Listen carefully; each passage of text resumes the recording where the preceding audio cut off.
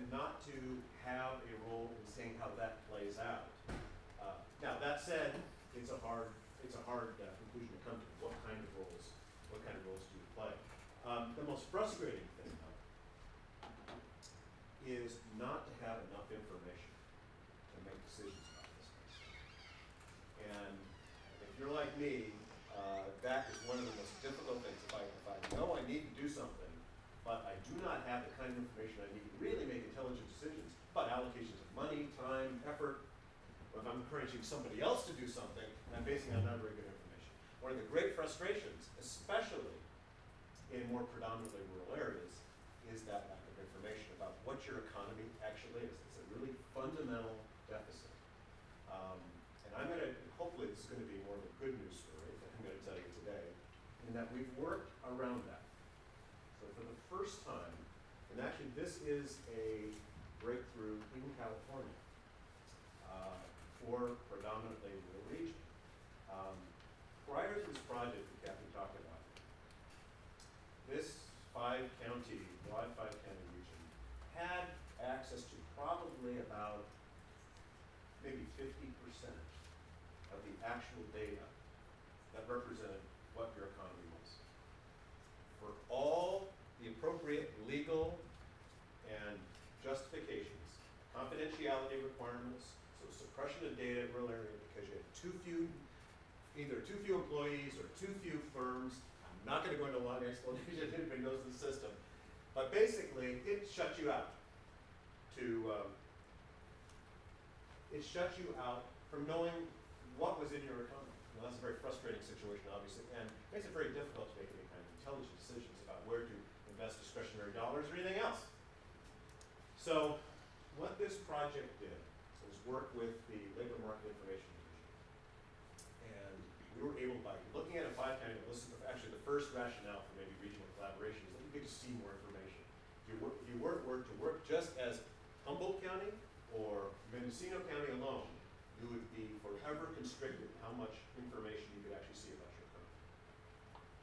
If you work in an aggregate region, you get to see maybe, what I'm going to show you now, there's maybe 80 to 90% of your economy.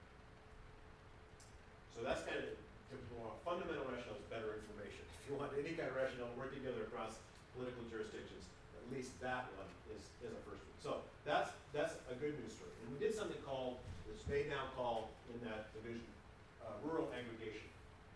So if you aggregate on a five-county level, then you apply the confidentiality requirements, bingo, you get to actually see more information, right? Because we've now created a situation with more firms in those sectors, more employees. It's not brain surgery, but it actually does show you more information. So that's an important part of it. So we did that.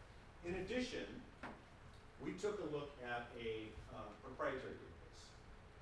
So we have access to something called the National Establishments Time Series database, which is a Dun & Bradstreet-based database. It is private, but it allows you to see a broad array of firms.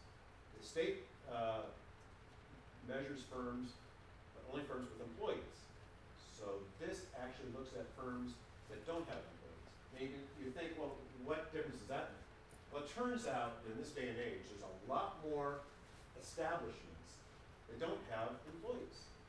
Because, and I'll speak now as a small business person, myself, COO of our small business, or this holding business, it gets real expensive once you add employee number one. If you have a partnership, a legal partnership, even if everybody's a part owner, it's a much easier situation. Once you add employee number one, now you're starting to talk about workers' comp and blah, blah. So lots of people decide not to. So the typical situation is small professional services, right? Or law firm, right, that has partnership. But increasingly, it's covering lots of different industries. A lot of people are forming partnerships. Now, this is important in every region. It's particularly important in rural areas because there's lots of very small enterprises, people who've teamed up and are selling, maybe even to global markets, who've not, and so as a result, they go under the radar. So we took a look at that. We supplemented the LMI, the state data, with this other data. Lo and behold, we saw a lot more entrepreneurship evidence in this five-county region. In some cases, explosive growth of establishments. Again, under the radar. You'll never see it in the quarterly reports that you get or anything like that. So that's an interesting part of it too. The final piece, this has been part 2 of the research, is to look at occupations. So there's a separate file on occupational information. Similar there, we did, again, another rural aggregation sort of breakthrough, and now we're able to see historically occupational growth from 2003 to 2006, and then some projections. Okay, so I'm going to talk a little bit about that too. Now, I'm going to throw a lot of numbers up there. I wouldn't worry about it. I want you to sort of help and walk through the logic of how we did this. And you see sort of the impression, the big flow. The specific information, we have a handout for everybody here, and supervisors, you will have that handout, as well as the full report on targets and opportunities on the Humboldt County website. So that's hchumboldtwib.com. That's the full report. The occupational report is still in development, so it's going to be published in July. But I'm going to give you a sneak preview of that, okay, and just give you some sense of how that's beginning to come out for you to take a look at.